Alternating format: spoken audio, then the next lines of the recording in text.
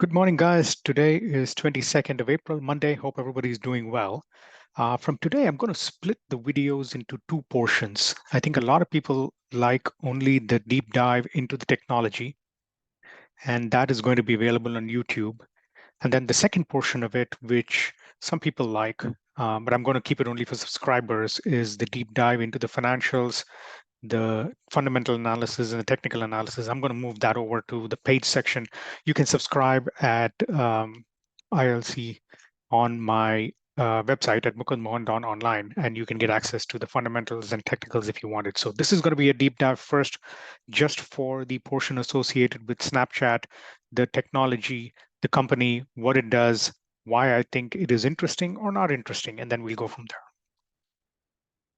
Okay, so Snapchat is an app that competes with Facebook. Specifically, it competes with Instagram. A lot of Instagram capabilities have been copied from Snapchat and other way around as well. Snapchat has also taken a lot of features from Facebook and included them into their app. Snapchat is primarily popular among the 18-year-olds and younger. A lot of young people like the privacy capability of Snapchat. Very few of the people who are older really are on Snapchat. And it is primarily a dominant platform in the United States and Europe, not so much in other countries. Snapchat has 5 core capabilities or platforms. The first one is camera app. Now, Snapchat changed their focus from being a social network to calling themselves a camera company. And that was done sometime in the 2014, 2016 timeframe. And they allow you to be able to express yourself as an individual using the camera app more than anything else. So they're visual in nature a lot more than the textual nature of Facebook, with some video and also some photographs. But Snapchat is a lot more camera dependent, camera focused. You can chat on Snapchat as well because it's Snapchat. They changed the name to Snap, but it's still Snapchat. It's the original name of the company. And the chats are also very visual in nature. Now, I've had Snapchat a while ago, don't use it very, very often, but you have streaks, which is you can continue to have daily check-in with friends that are close to you or friends that are not as well by sending them photographs. A lot of people do that. The big thing that Snapchat did that is different than other platforms is they caused this concept of ephemeral messages. So you send a message and it just gets deleted, self-deleted, which is now a feature in WhatsApp as well. In 24 hours, or you can set in the settings, you can say, I want it for less than 24 hours.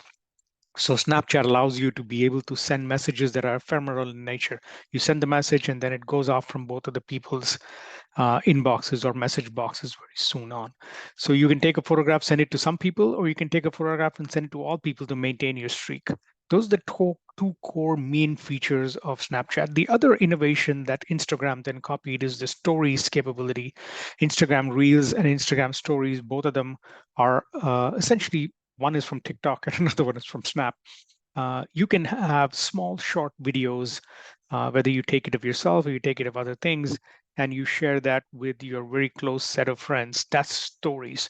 And then Spotlight is most of a messaging platform, and Map tells you which are the hot spots within a region where your friends have been, or tells you where your friends are right now. So in some ways, you're much closer to your friends.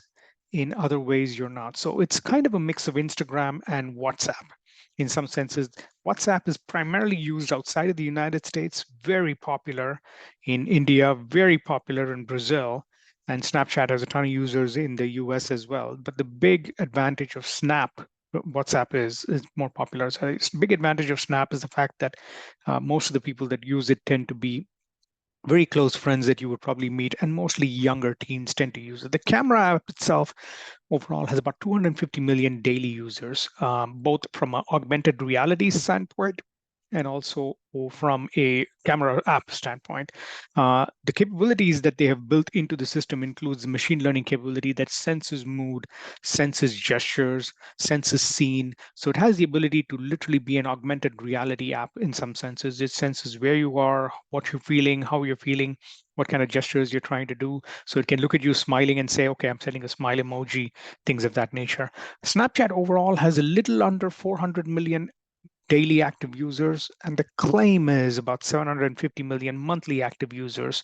But it depends on how you count those. I guess even that, I think every user, every system counts it a little bit differently. The first is Snap cameras. Camera is a visual communication mechanism. Visual messaging is more sending messages to each other using the camera. Again, photographs, very little text. That's what the younger people tend to like. They don't tend to type a lot. They just take photographs. I've seen my kids do it. They take snaps of random things and send it to all of their friends. But that's their way of communicating. Whatever works for them seems to be good.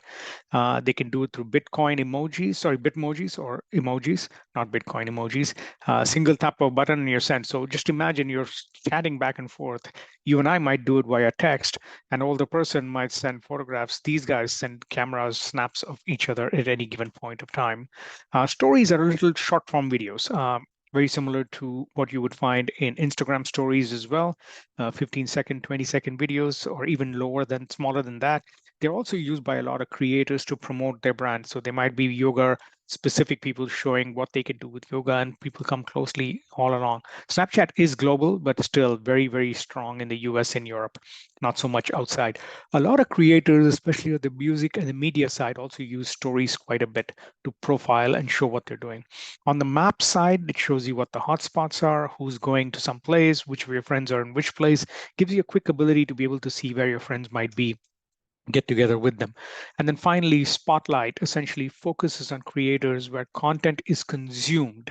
So this is when you're trying to get your news. Here's the interesting thing that I read on Friday or Thursday last week. The dominant platform for people under 40 to get their news now in the US is now TikTok. It's not Facebook, it's not Twitter, it's not news platforms, it's not websites, it's TikTok. For the younger people below 18, the dominant platform to get news, information, keep up with their friends is actually Snapchat. It's not even TikTok. So TikTok is dominant from the standpoint of media consumption, but Snapchat is very strong from a friend keeping up with people consumption. Now, the other thing that Snapchat has done over the last year or so, a little over a year, is introduce a subscription option. This is very similar to what Twitter did. And then Facebook, Meta, especially in the Instagram side, has done that as well. They've got millions and millions of users who are now paying a standard fee anywhere from $6.99, $5.99, $12.99, $14.99, depending on do it. But Snapchat's subscription is about $7.99. And you have a special set of features that come with it. The other feature that is a little bit negative that I think a lot of people now have a backlash against, and Snapchat is walking back against that, is to be able to see where do you stand in terms of ranking with your friends, which are the friends you're closest to. Now, that obviously creates a little bit of anxiety among friends, among younger kids, especially to be number one or number two among their friends. That has been removed or maybe deprecated to a certain extent. But over 4 million people pay Snap monthly money to be able to get these extra features, to be able to see data analytics on how well they're being friends with others, I guess, if you will. The average revenue so Snapchat, as I mentioned, is roughly about daily active users, about 400. To give you context, 400 million compares to 2 billion for Facebook family of apps. That's about a billion or so daily active users on Instagram. Facebook itself has another billion users, or more than a billion users, actually, 2 billion daily active users. So between WhatsApp, Instagram, and Facebook, they have 2 billion.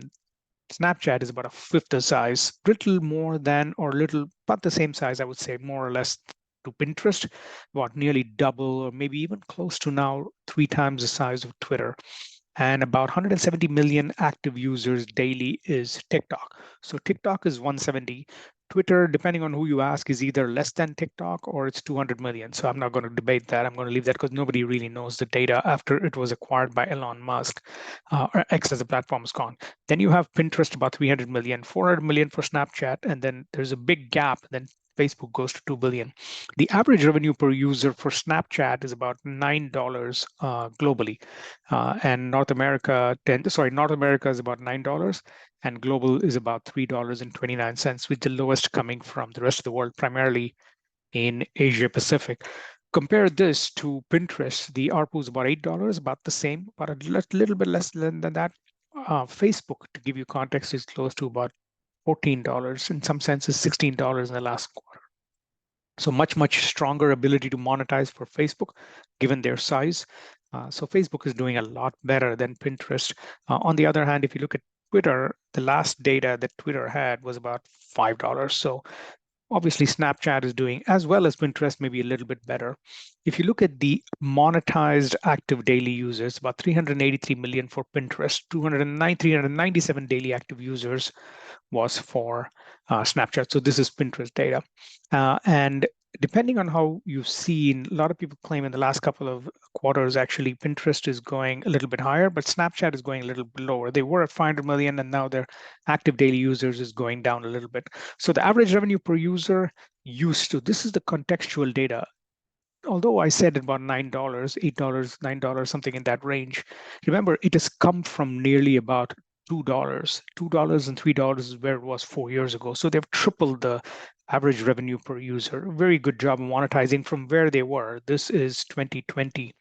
To show you the context, in 2020, they were about $2. Now, 2024, 2023, they've gone up and to the right and nearly 4 times this, from $2 to $8 and $9. So very good job. They've done a good job of moving from where they are, but still have a long way to go. Now, Pinterest and Facebook on an average user basis, average revenue per user, if you look at it, what they expect to be. So they're right now at this standpoint, Pinterest is here. This is about $40, and $40 for Facebook, about $9 for Pinterest, about the same for Snapchat, but they're expecting to be able to nearly 4 times that for Pinterest and 4 times that for Snapchat compared to Facebook. Why is that? Smaller user base, ability to monetize a little bit better. Pinterest and Snapchat haven't done as good of a job as monetizing as Facebook has, and nicher the audience, the more money you will get. So Facebook is like 2 billion to 3 billion users. You're going to get a little bit less CPR. What am I saying? CPI versus what you will get for compressions per million than you would get for a Snapchat. The average revenue per user for Pinterest has been going up consistently, right? So this is 2020. They've gone from about $1 to nearly 77 cents all the way to $2. Now Pinterest has gone to about $9 right now, close to $9, about $8. Now, from the record high that they were in terms of engagement, Meta has recovered the best. From the record high, Meta now is about 5% below its rate, but Snapchat is still about 80% lower than its high that it was before, in fact, going lower. And Pinterest, about the same, not doing as well. Gross margin wise, now this is a little bit dated. This is as of 2022, as you can see. So it's about a year old, but it hasn't changed all that much. If you can see, Meta has gone from 86% down to 70%. Twitter has gone even worse, whereas Snapchat and Pinterest, from a gross revenue standpoint, margin standpoint, sorry, have gone higher. So they're all going to get to the 70% range. Snapchat still has some room to go higher in terms of gross margins to the 70% range. Why are gross margins so low for Snapchat versus Facebook? I think the cost associated with the capital outlays that they have to be able to do tends to be the biggest cost associated with that. Most of it is an OpEx, but Snapchat also spends a lot of money on that. Net margin, Snapchat and Pinterest still not profitable, still way below the mark. And Snapchat is not expecting to turn profitable at least for another 3 years. Current estimates could change, whereas Facebook just churns out cash like nothing. In terms of the ad spend, among the big ones, 60% of the ad spend is still on Facebook. And if you look at Snapchat, it's less than 10% now. It's gone down a little bit even further from there. Reddit, not a big player yet. Reddit did about 2 billion in revenue, or was going to do 2 billion in revenue. Snapchat is doing double that, about 4 billion in revenue. 400 million active daily users on average. This is as of last quarter. And now it's going to get to the point of being about a little over 400 million users, most of it in the rest of the world, about 100 million users in the US. North America has got about 23. So penetration still, in terms of the number of users, North America is still about the highest penetration at quarter of the users of North America, of the 420 million phones, 100 million out of 430 million. Can they get more? I doubt it. Can they get a little bit more? Maybe they can, but they're pretty much saturated the younger people that exist in the demographic that there's most valuable for Snapchat. In Europe and the rest of the world, they could probably increase the penetration to about a quarter, which is the same. That's where the growth is going to come from. But the ARPUs there are much lower. So they will do a little bit better on revenue, but they're losing money hand over fist. Now, how do they make money for their creators? A lot of ways by which they make money is similar to what other people make money, ads. Now, they pay their creators as well, especially for the ones that produce stories. So they share revenue. There are revenue sharing programs in place. You can do Snapchat Marketplace and buy goods off of there. You can gift virtual things. And then collaboration allows you to be able to work with other creators to be able to make money. Now, the types of ads that they have, primarily video, is where they make a ton of money. Video-based ads, whether it is commercials, which is 15-second small force view or 6-second small force view commercials. Story ads is a series of small snaps or camera images, if you will, that you will see. A collection ads, and then Snap ad with an app install itself. So you can actually have a lot. Now, how do advertisers think about this? There are specific goals that advertisers have, especially with young people. So they're either trying to get an impression, which is create a brand, all the way down to actually allow people to buy within the app itself.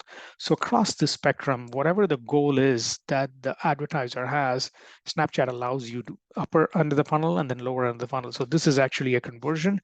This is actually brand development, if you will, or the advertiser. Now, the good thing for Snapchat is going forward, you're getting more dollars going away from analog based advertising mechanisms and outreach to customers to online. So that becomes a good tailwind for Snapchat. There's more money to be spent online. There's a lot more money spent on mobile. And then finally, a lot more money spent on shift to video. Now, these three are the trends that benefit everybody, not just Snapchat. It benefits TikTok, it benefits Facebook, it benefits Pinterest, and everybody else. But the one beneficiary of this across the board actually has been more TikTok than anybody else. They have just immense amount of tailwind from this. The Snapchat AR lens, which is the augmented reality shopping lens, is used a ton to be able to recognize products, buy products that they have. And Snapchat has been good about acquiring companies on an ongoing basis to include capabilities and then bring them back into the core product. Now they've tried to optimize their headcount as well. They had a big layoff done a few months ago. They've tried to optimize their revenue overall and tried to get to a better spot than they were before. Snapchat is still a very interesting company. And if you look at it, what the big three things as a summary for you to take away from this are, it's a niche social network, primarily for younger people. 400 million active users, can get to about 600 million, but I doubt it's going to get to the size and scale of Facebook at 2 billion users. It's primarily a private social network to a large extent, very similar to a WhatsApp. It's got some capabilities of an Instagram. It's got some capabilities of a TikTok, but it doesn't have the virality of a TikTok. It doesn't have the reach of an Instagram. And it certainly doesn't have the broad appeal of a WhatsApp communication mechanism. And WhatsApp is also trying to capture some of the features, essentially image-based, that Snapchat has with their new settings and, not with their new stories format that they have within WhatsApp. That's the big takeaway. The second thing is their ARPU, average revenue per user, has nearly quadrupled since the 2020 timeframe to almost $9 per average revenue per user. And there is opportunity for it to get a lot bigger, to get into the 20-30 range. To give you context, if you look at the average revenue per user for Pinterest, as I showed you, it's about $30, and Facebook is about $70. So there's a lot of room to grow. But a lot of advertisers still don't view Snapchat as very strategic, except for the younger demographic and audience. That's the second big thing. Third thing is they're still losing money hand over fist. So keep that in mind. Those are the most important things that you have to remember when it comes to Snapchat. Thank you very much.